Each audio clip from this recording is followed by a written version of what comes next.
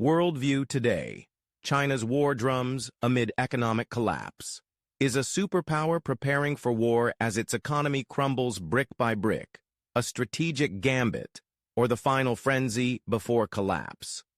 Beijing is on the move. This is no minor skirmish or symbolic clash at sea. China is gearing up for a sweeping offensive, targeting not one but 5 nations in the South China Sea.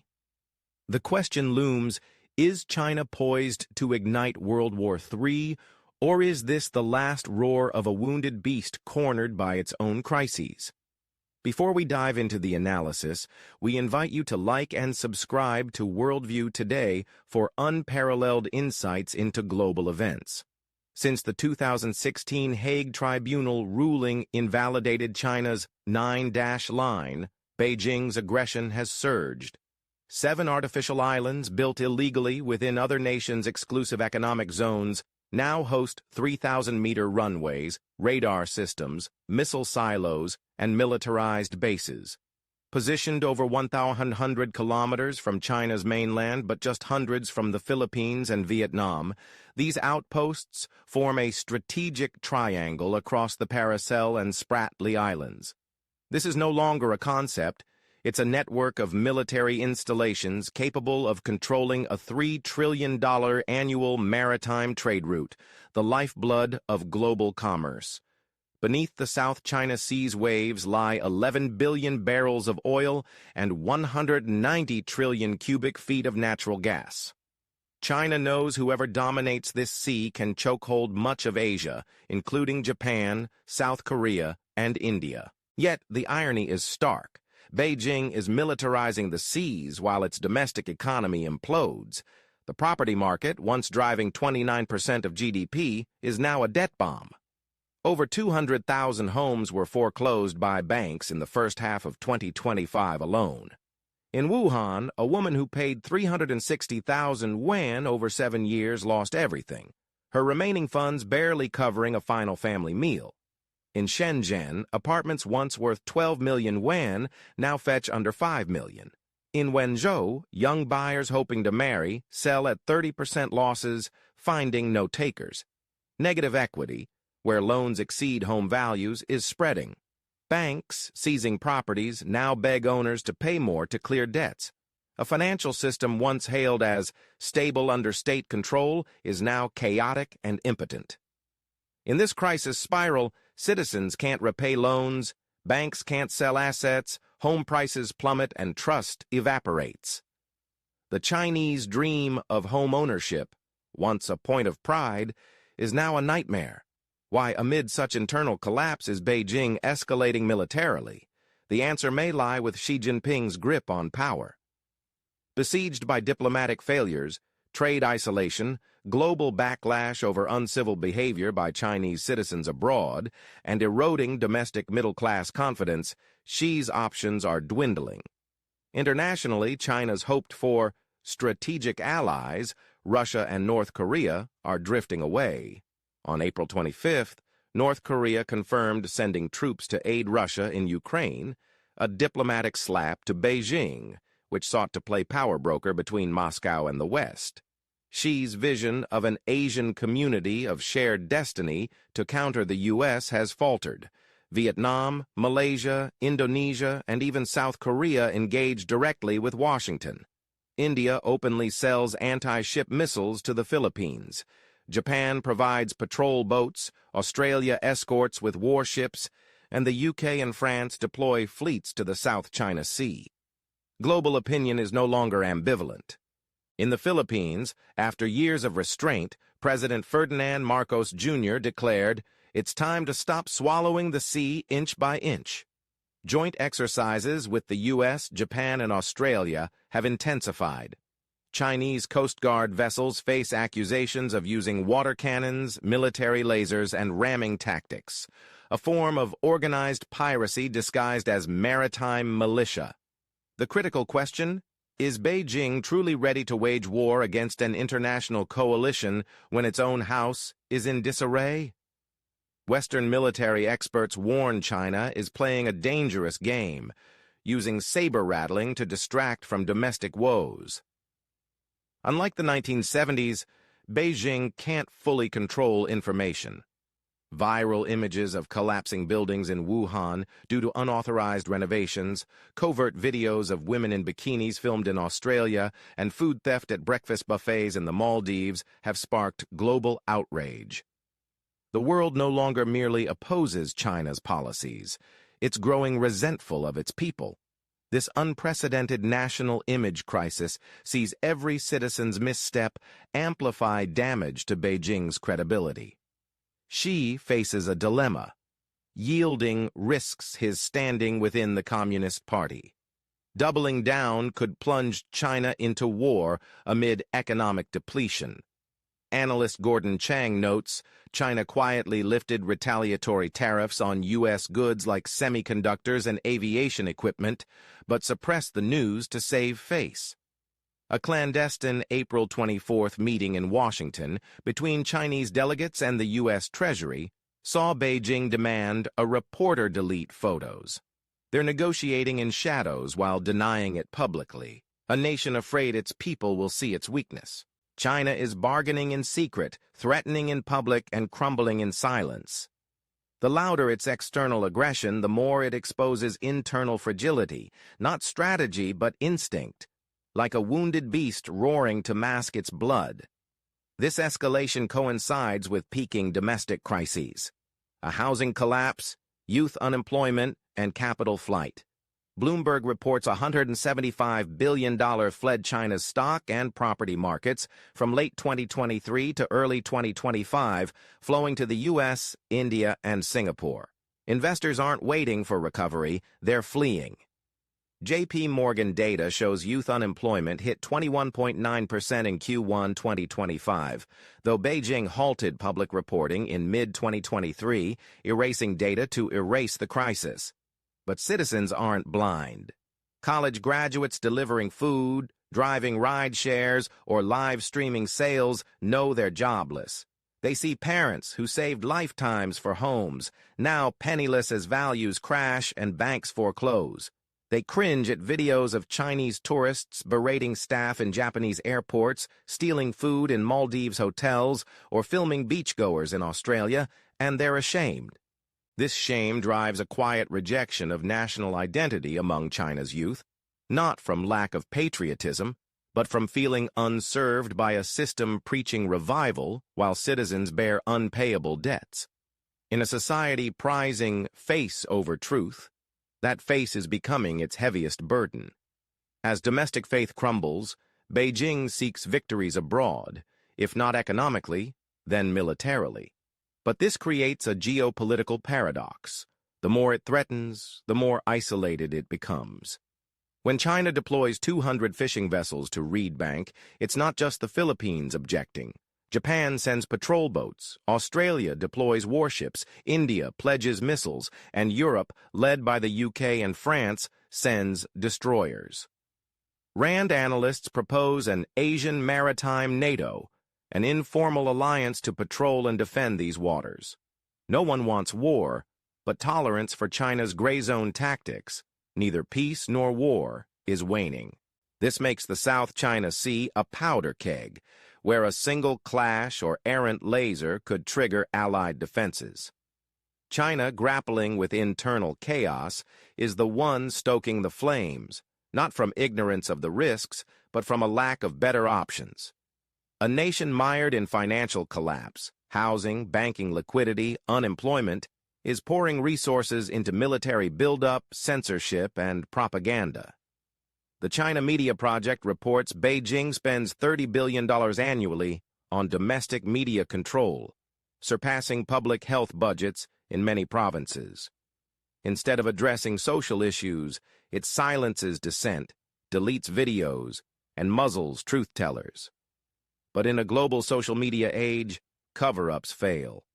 Stories of Wuhan residents destroying load-bearing walls, live streamers facing fines, or tearful blame-shifting spread worldwide in dozens of languages. China's image is shaped not by propaganda, but by its citizens' actions. Does China grasp the crossroads it faces, not just war versus peace, but regime survival versus collapse? A nation clinging to face through might rather than merit teeters on a knife's edge.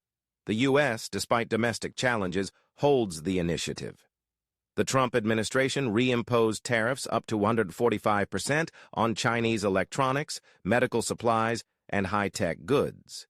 China retaliated with 125% tariffs, but quietly dropped them to 0% for strategic items like semiconductors, then scrubbed the news. No one believes Beijing still holds the upper hand in talks. It's increasingly clear China is distracting its people from a failed home ownership dream to a risky territorial dream in the South China Sea. If it falters on both, what remains? Xi's failure to restore economic faith through South China Sea bravado could unravel his legitimacy. Analysts in Washington, Tokyo, and even secretive Chinese intellectual circles question the Communist Party's governance model. A decade of absolute power, over-reliance on property and cheap exports, and wolf warrior diplomacy that provokes without delivering. The Common Prosperity Campaign, touted as a grand redistribution, fizzled. Jack Ma vanished, Ant Group was dismantled, tech billionaires went silent, and venture capital fled. U.S. firms like Apple, Tesla, and Intel shifted to India, Vietnam, and Mexico. In 2024, 45% of global electronics orders bypassed China. Even Samsung, once a Beijing ally, shuttered its mainland phone production.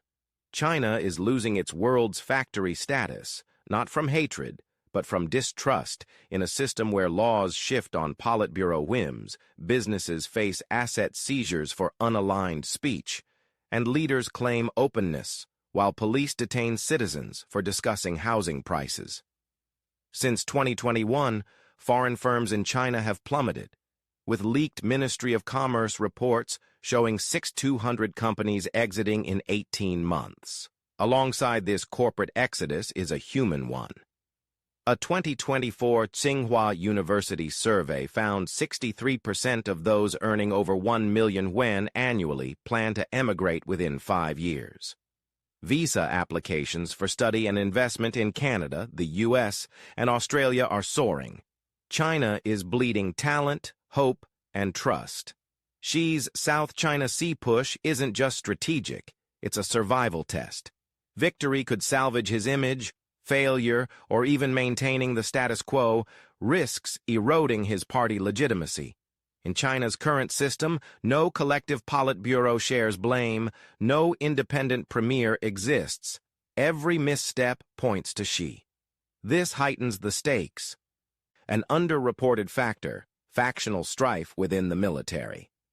In 2023 and early 2024, over 14 senior People's Liberation Army generals were arrested, sacked, or retired voluntarily, including Xi loyalists tied to South China Sea militarization and hypersonic missile programs. Former Defense Minister Li Shangfu was dismissed without explanation, and General Zhang Yuxia, vice chairman of the Central Military Commission, vanished from public view amid leaks of failed missile tests due to supply chain corruption. Observers speculate Xi is soft purging disloyal factions, fearing a soft coup or strategic setbacks. This reveals cracks in the very force Xi relies on, risking collapse if conflict erupts. The more internal fractures grow, the more Xi must project strength externally, trapping him in a dangerous cycle. His South China Sea escalation isn't purely military. It's a political lifeline to reassert control before party rivals pounce. ASEAN, especially Vietnam, must stay vigilant. Vietnam can't treat this as a bilateral dispute or trust China's diplomatic restraint promises. A fracturing regime may ignite conflict with the smallest spark. When a system has nothing left to lose, it will gamble everything to preserve its facade. As tensions rise, critical questions linger. Does Xi truly control his generals? Can China confront a global coalition while internally unraveling? Could a clash in the Spratlys or a stray shot trigger a domino effect toward global war? Is the world nearing an era where a collapsing economy sparks conflict to salvage a leader's pride? China's belligerence costs it global respect. When a nation relies on military threats to maintain credibility, that credibility is already lost. Beijing weaponizes this loss, stoking domestic nationalism with a siege mentality to deflect from internal crises. It claims the world opposes China's rise, but in truth, the world rejects a pattern of disrespect, from maritime law to investment norms to cultural conduct. China faces condemnation not just for militarizing the South China Sea, but for its citizens' behavior abroad, stealing buffet food in the Maldives, filming women in Australia, or smuggling meat into Japan. These aren't isolated. They fuel systemic bias against Chinese communities. Even domestically, opinion splits. Some defend these acts as cultural differences or past poverty, but educated youth decry them as rudeness shielded by blind nationalism, yearning for respect like Japan or South Korea, not fear. This national identity crisis rivals the military one. Wolf warrior diplomacy once amplified China's voice, but now cripples its ability to adapt globally. No admissions of fault, no apologies, only attacks and excuses. A nation of 1.4 billion with an $18 trillion GDP could have shaped a new world order but chose to act as a global malcontent. Vietnam, China's neighbor, is caught in a vice. It must maintain stability while rejecting sovereignty violations, resource theft, fishermen assaults, and encirclement by disguised militia. Silence as China escalates risks an irreversible red line. China's broken promises, no militarization, only fishermen protection, peace, and cooperation, are betrayed by radars, missiles, and fighters on Fiery Cross, Mischief, and Subi reefs, sunken Vietnamese fishing boats, and maps claiming Vietnamese waters on Chinese passports.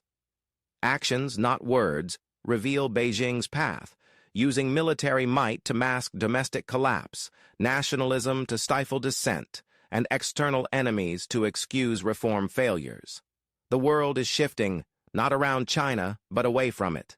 India rises as an investment hub, Vietnam as a tech manufacturing center.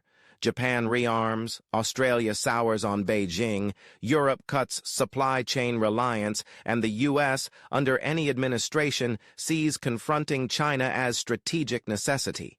China is no longer the center, and it knows it. This fuels its urgency for a victory to reassert relevance, making the South China Sea a political lifeboat for a regime trapped by economic collapse, military rifts, media loss, and a society awakening to its betrayal.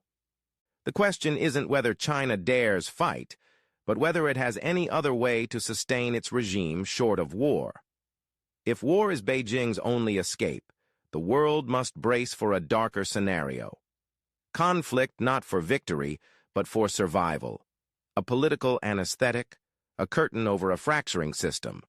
The South China Sea is more perilous than any time in 3 decades, not over sovereignty, but over one man's political survival. When personal power ties to national face, even a minor clash could spark all-out retaliation. Western intelligence calls this a face-saving killer strategy, action driven not by material gain, but by fear of humiliation. It's the most dangerous kind, unbound by cost-benefit logic.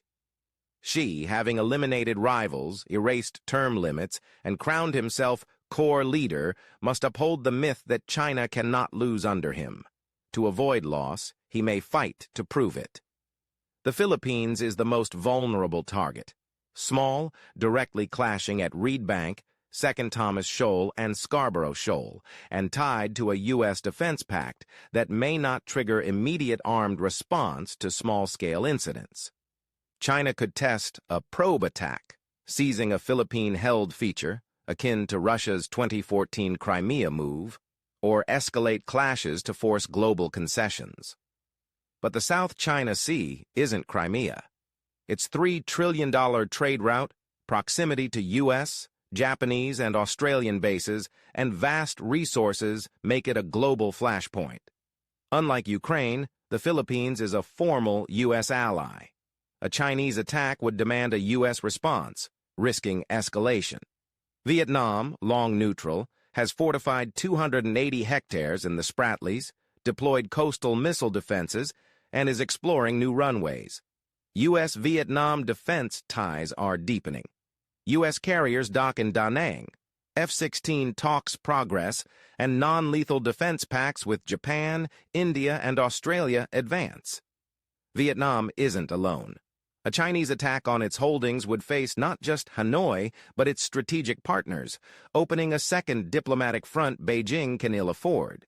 Yet Xi is drawn to confrontation, not from ignorance, but from desperation. The International Institute of Finance reports China's foreign reserves are draining to prop up the yuan, shield markets, and bail out banks. Foreign firms halt reinvestment, middle-class families dump properties, and local banks teeter on collapse. Xi must prove China remains mighty through propaganda videos, Belt and Road diplomacy, Coast Guard incursions, and, critically, a South China Sea strategic win. But if that win is an attack, the fallout could drag Japan, South Korea, Australia, India, and even NATO into a new Asian front. World War III sounds far-fetched, but history warns otherwise. World War I sparked from a Sarajevo assassination, World War II from Poland's invasion. Today, a clash at Scarborough Shoal, a laser hitting a U.S. plane, or a Chinese ship sinking a Philippine vessel could suffice. A desperate regime is its own spark. The world's belief in containing China through diplomacy risks underestimating Beijing's internal chaos and overestimating its leaders' self-control. Is the international community moving too slowly? Is Vietnam prepared for war as more than a hypothetical? Can the world confront a nation ready to break the rules to save face? Could World War III begin not over ideology, but one man's political pride? If this analysis resonates, please like, share, and subscribe to WorldView Today for the sharpest, most up-to-date geopolitical insights. The questions remain open, but time waits for no one.